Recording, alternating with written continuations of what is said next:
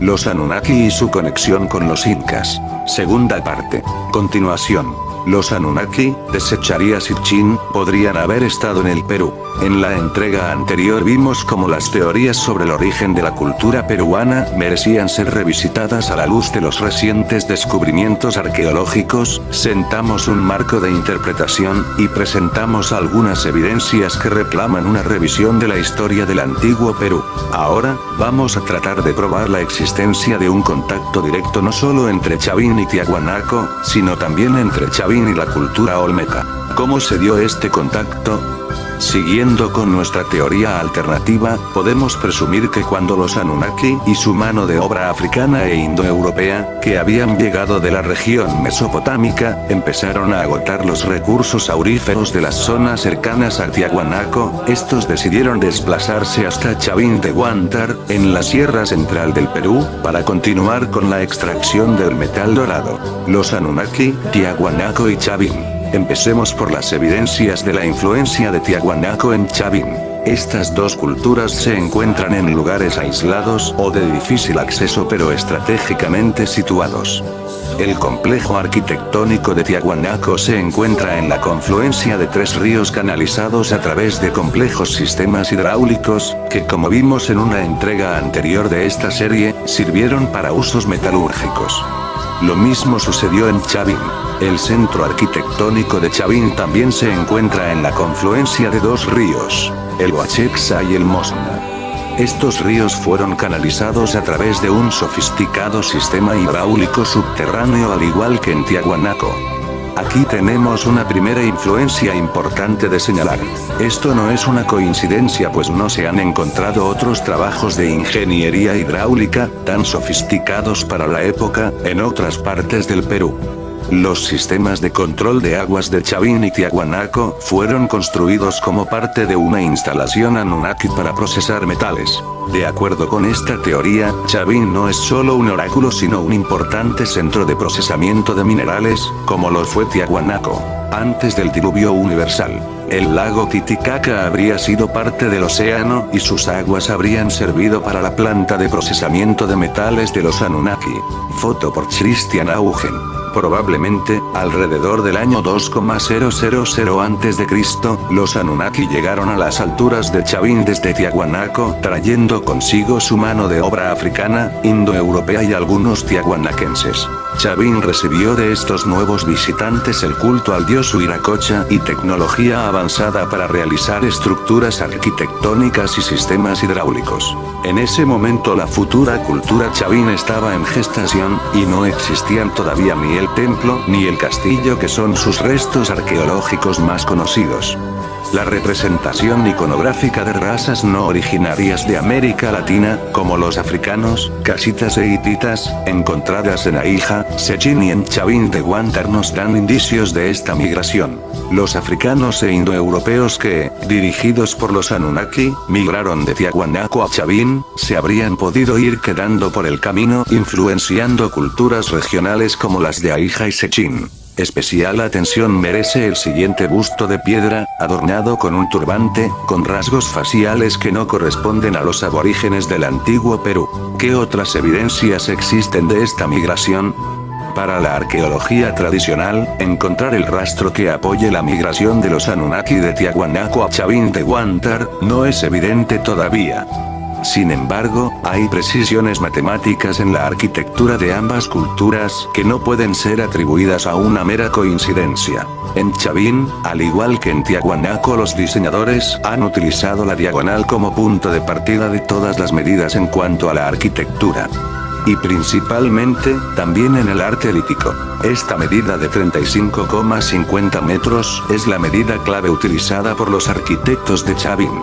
Una medida que parece haber sido una suerte de código secreto solamente comprensible para los entendidos en matemáticas. María Scholten. Este código matemático al que alude la doctora Scholten, probaría otra transferencia de conocimiento de Tiahuanaco a Chavin. A la derecha el supuesto dios Huiracocha representado por la cultura Tiahuanaco en la Puerta del Sol. A la izquierda, el mismo dios representado por la cultura Chavin en la estela Raimondi. Los dos tienen un báculo en cada mano. La representación del dios Huiracocha, Viracocha, originario de Tiahuanaco, en la cultura Chavin es otra evidencia. Las semejanzas entre el supuesto Huiracocha de la Puerta del Sol en Tiahuanaco y el ser antropomorfo representado en la estela Raimondi de Chavin, saltan a la vista. Las únicas diferencias están dadas por algunos rasgos felinos, garras y colmillos, que adquiere el supuesto dios Huiracocha en Chavin, como consecuencia de la fauna de la región. No es una coincidencia que dos culturas separadas por cientos de kilómetros y más de 1,000 años, hayan representado a un ser, supuestamente divino, de manera similar y con una especie de báculo en cada mano. Para los divulgadores, el dios Huiracocha podría ser el líder Anunnaki del grupo que llegó hasta las orillas del lago Titicaca y desarrolló la cultura Tiahuanaco. Es más, la influencia de Chavin en otras culturas preincas como Paracas y Nazca, se puede entender a partir de la evolución de la representación del supuesto Huiracocha en estas culturas. Estaríamos viendo la subsistencia de la divinidad principal de la cultura Tiahuanaco en la costa peruana hasta mediados del siglo VIII DC. Esto lo veremos en detalle en otra entrega de esta serie, cuando analicemos la cultura Nazca, los Anunnaki, los Olmecas y Chavin. La cultura Olmeca, 3,000 a.C. a 500 después de Cristo aprox. También tuvo contacto e influenció a los habitantes de la región que luego se desarrollaría en la cultura Chavin. Según Secharia Sitchin, fueron dos grupos diferentes de Anunnaki los que llegaron a Tiahuanaco y a la región donde se desarrolló la cultura Olmeca. Estos dos grupos se encontrarían más tarde en Chavin. Sitchin apoya su teoría en dos hallazgos importantes. Un episodio del relato épico de Gilgamesh, el rey sumerio de Uruk, narra la lucha entre este héroe y dos leones. El hecho fue representado por los hititas, pueblo indoeuropeo, colocando al héroe flanqueado por dos leones. La misma escena está representada en las piedras labradas encontradas en Aija, como podemos ver en la ilustración siguiente. Según Secharia Sitchin, fueron los pueblos de origen indoeuropeo que llegaron con los Anunnaki a América Central, quienes habrían traído la historia de Gilgamesh a la Sierra Central del Perú. La similitud entre el monumento hitita en la parte superior y las representaciones peruanas en la parte inferior es evidente. Estos pueblos se fundieron con la cultura olmeca, o dieron origen a la misma, en América Central y luego llegaron a costas peruanas por vía marítima, para finalmente afincarse en la región del actual departamento de Ancash, donde se encuentra Chavin. Otro elemento que sustenta la teoría de la migración olmeca es la representación de un dragón bicéfalo encontrada en la zona de Ruret, cerca de Aija. El dragón está representado en el escudo de un guerrero tallado en piedra. La representación de dragones bicéfalos no es propia de la región andina sino más bien de las culturas del Medio Oriente o de Europa. La teoría de Secharia Sitchin propone que en la región de Chavin confluyeron dos civilizaciones, la olmeca y la tiahuanaco. Cabe preguntarse entonces, si lograron convivir en paz o si hubo un conflicto. Al parecer hubo conflicto. No muy lejos de Chavin se encuentran los restos arqueológicos de Sitchin. En los muros y bloques de piedra de su estructura principal encontramos representaciones iconográficas, que dan cuenta de una sangrienta batalla, en las que se aprecian hombres mutilados con evidentes rasgos africanos. Esta podría ser la confirmación del enfrentamiento entre los que llegaron de Tiahuanaco y los que llegaron de América Central. El problema es que la cultura olmeca está datada, por la arqueología oficial, alrededor de 1,500 años antes de Cristo y los restos de Sitchin se sitúan entre 2,500 y 3,000 años antes de Cristo. Con estas diferencias temporales, sería imposible que los olmecas puedan haber estado en tierras peruanas en el momento en que se erigió el memorial de Sitchin. Sin embargo, una cronología diferente podría corroborar la hipótesis del enfrentamiento entre Tiahuanaco y Olmecas. Los guerreros tallados en las piedras de Sechín dan cuenta de una batalla. Las investigaciones de Seccharia Sitchin sitúan el origen de la cultura olmeca hacia el 3000 a.C., basándose en análisis de representaciones artísticas, y en una serie de misteriosos acontecimientos. Los divulgadores proponemos que, de confirmarse la hipótesis de Seccharia Sitchin sobre la antigüedad de los olmecas, Sechín sería el lugar del feroz enfrentamiento entre tiahuanacos y olmecas, del cual resultaron vencedores los tiahuanaquenses. Como resultado de la victoria, estos se afianzaron en la zona y tiempo después dieron origen a la cultura chavín de Huántar. No podemos saber si el enfrentamiento entre estas dos culturas involucró a los Anunnaki, o si una división al interior de los Anunnaki fue el detonante, o si sucedió después que los Anunnaki dejaron el planeta o la región. En la siguiente entrega veremos la posible presencia Anunnaki en las culturas preincas de la costa del Perú como Nazca, Mochica y Chinú. Lambayeque, B. 02 febrero 2012. Tumio cuchillo ceremonial realizado por la cultura Chimú que representa al Anunnaki Nailam. En las entregas anteriores de esta serie hemos revisado el posible contacto entre los Anunnaki, alienígenas venidos del planeta Nibiru, y las culturas Tiahuanaco, Sechín y Chavín. Según las teorías de Seccharia Sitchin, los Anunnaki vinieron a América a extraer oro y otros metales. Ahora vamos a tratar la posible llegada de los Anunnaki a la costa norte del Perú, donde se desarrollaron notables culturas como la cultura Lambayeque, la cultura Mochica y la cultura Chimú, conocida en el mundo entero por sus trabajos en oro. Los fundamentos de la cultura Chimú, siglo XIV XB después de Cristo, se encuentran en la cultura Lambayeque creada alrededor del siglo VII después de Cristo por viajeros que llegaron del norte, a través del mar, a las costas del Perú. La historia mitológica que relata este hecho se conoce como el mito de Nailamp. Indirectamente, la historia de Nailamp es el mito fundador de la cultura Lambayeque, Chimú y Mochica. El cronista español Miguel Cabello de Balboa recogió la historia de Nailamp contada por uno de los descendientes de estos viajeros, en su Crónica Miscelánea Antártica 1586. Según la crónica de Cabello de Balboa, en tiempos remotos llegó a la costa norte del Perú un cortejo de barcas con cientos de personas a bordo. El jefe de la expedición era un gran señor llamado Nailam, quien traía consigo una estatua labrada en una piedra de color verde con su rostro. Este ídolo fue llamado Yampayek, que quiere decir figura y estatua de Nailam. Cabe destacar que Yampayek es la palabra de donde se deriva al nombre de Lambayeque. La comitiva que rodeaba a Nailam era impresionante. En su ejército habían 40 oficiales, e incluía un sonador de cututo, un encargado de las andas, un preparador de bebidas, un preparador de baño, un maquillador, un cocinero, un tejedor de ropas y un personaje encargado de esparcir polvo de conchas marinas por donde su amo iba a pasar. Nailam venía acompañado, también, por un grupo de concubinas, entre las que destacaba la que los nativos identificaron como su mujer, Setemni. La delegación desembarcó en la costa peruana y luego de escoger explorar la zona construyeron un templo o palacio llamado Choc, donde albergaron su ídolo de piedra verde. Ilustración de la llegada del Anunnaki Nailam a las costas del Perú, con su ejército de olmecas. Nailam trajo la civilización a los habitantes de aquellas tierras y ellos vivieron prósperamente bajo su reinado.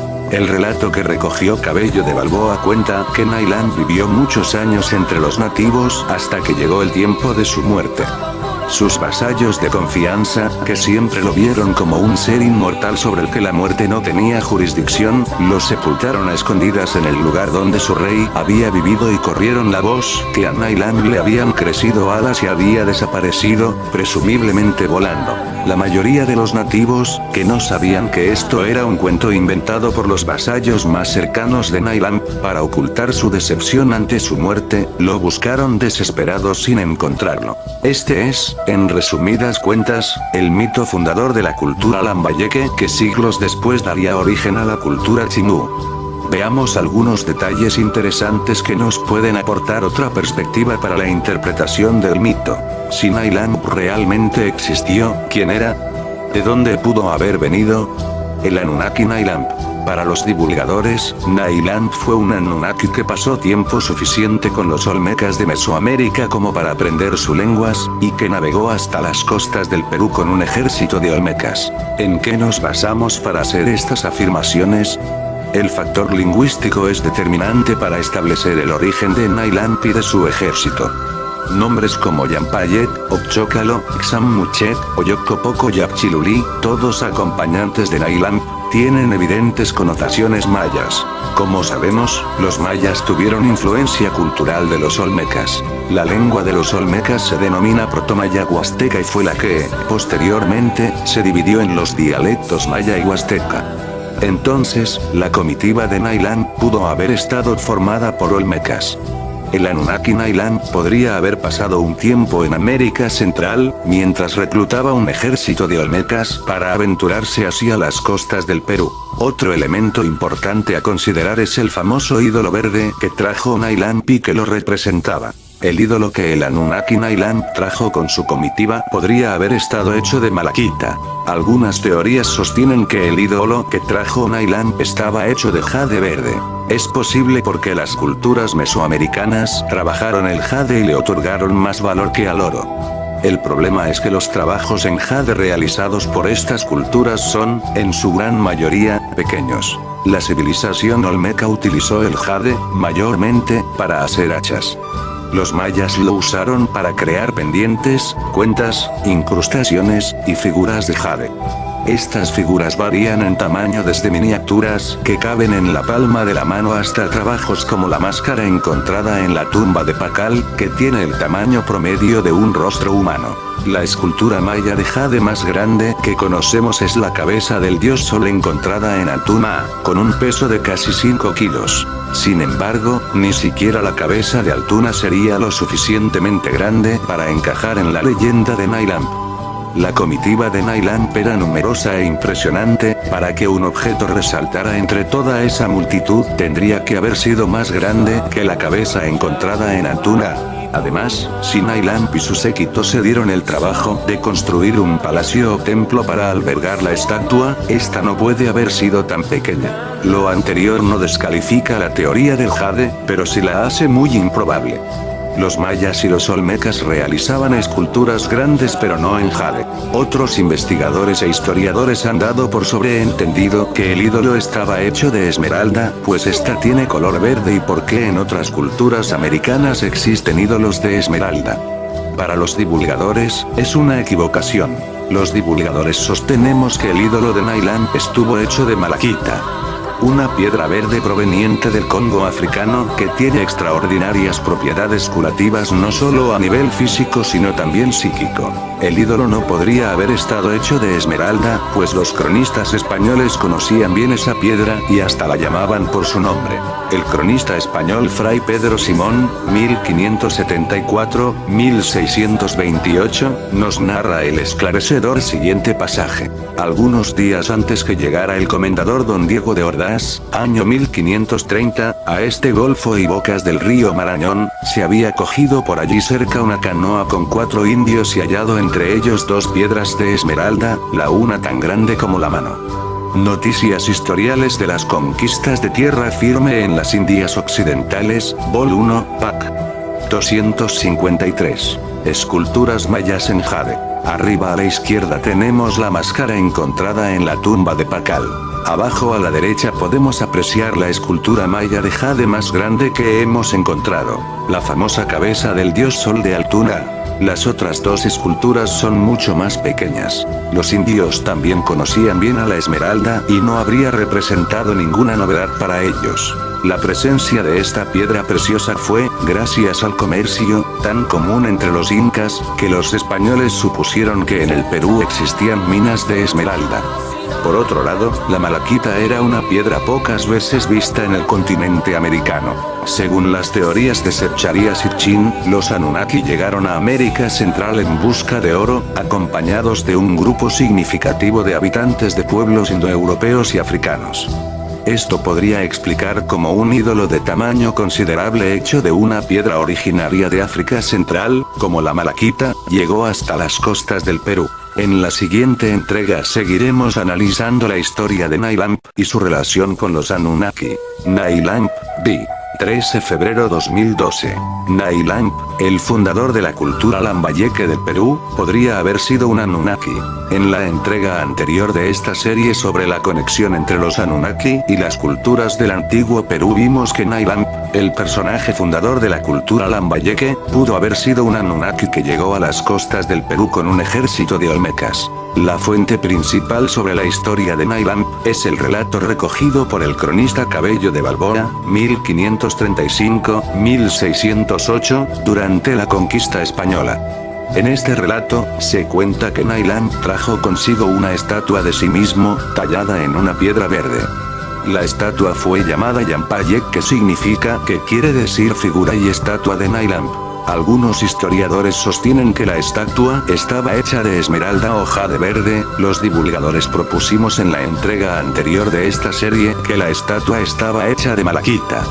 En esta entrega seguiremos explorando esa posibilidad. Si la estatua de Nylamp estaba hecha de malaquita, una posibilidad sería que el Anunnaki Nylamp haya conseguido la malaquita en África mientras la expedición Anunnaki pasaba por ese continente.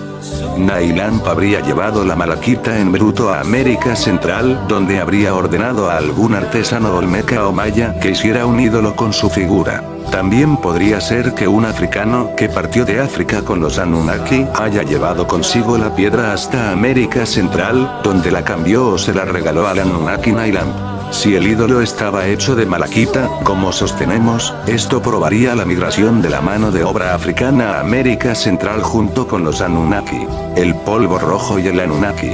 El mito de Nylamp cuenta también que uno de sus acompañantes esparcía un polvo rojo por donde iba a pasar su señor Nylamp. Según los nativos, este polvo era Spondylus molido y lo llamaban muyo. Aquí existe un detalle que merece ser destacado. En varios textiles de la cultura Paracas, que se desarrolló en la costa sur del Perú entre el 800 a.C. y el 100 a.C., se han encontrado personajes y divinidades portando collares de Spondylus, y con el cuerpo pintado con formas de esta especie. Más aún, según las investigaciones de la historiadora María Rostogorowski, el muyo era indispensable para hacer llover. Los indígenas ofrecían el polvo de Spondylus a los dioses para evitar sequías. El Spondylus era, en la mayoría de las culturas del antiguo Perú, el alimento de los dioses. El hecho de que alguien lanzara polvo rojo al paso de Nylamp nos indica que los nativos lo consideraban un dios. El relato de Cabello de Balboa nos cuenta que quien lanzaba el polvo rojo no era uno de los nativos de la costa norte del Perú, sino alguien que llegó con Nylamp. Es decir, la comitiva de Nylamp ya conocía esta costumbre antes de llegar al Perú. La costumbre de echar polvo rojo de Spondylus al paso de Nylamp es una práctica que la comitiva olmeca de Nylamp podría haber adoptado en su paso por Colombia o Ecuador. ¿Cómo y dónde la podrían haber adoptado? La costumbre de ofrecer polvo de Spondylus a los dioses se encuentra en otras culturas de la costa del Pacífico. Probablemente, Nylamp y su séquito hicieron escala en las costas de Colombia y Ecuador antes de llegar al Perú. En algunos de estos lugares, un nativo podría haber empezado a lanzar polvo de Spondylus espontáneamente al paso de Nylamp, como una forma de reconocerlo como un dios. La comitiva de Nylamp podría haber adoptado esta costumbre para facilitar que los diferentes pueblos de la costa del Pacífico reconocieran a Nylamp como un dios. Si Nylamp hubiera llegado a las costas de Colombia y Ecuador, tendríamos que encontrar algún rastro de su visita en los relatos recogidos por los españoles. Coincidentemente, existen crónicas de la conquista que relatan historias similares a las de Nylamp en las costas ecuatorianas. Los huacos retratos de la cultura mochica son otra prueba de que el Anunnaki Nylamp venía de América Central con una comitiva de olmecas. Si bien la cultura mochica es posterior a la cultura lambayeque, la que fundó Nylamp, esta se desarrolló en la misma región. Si algunos de los olmecas que llegaron con Nylamp se asentaron en esa zona de la costa del Perú, su presencia tendría que estar registrada en las expresiones artísticas de algunas culturas. En la valiosa colección de huacos retratos mochica expuesta en el Museo Rafael Larco Oile de Lima, encontramos varios rostros con evidentes rasgos africanos y asiáticos. La conexión es evidente. Otro elemento importante a considerar son las construcciones de barro, especialmente las de la cultura chinú, cuya semejanza con los sigurats sumerios y otras construcciones babilónicas es remarcable.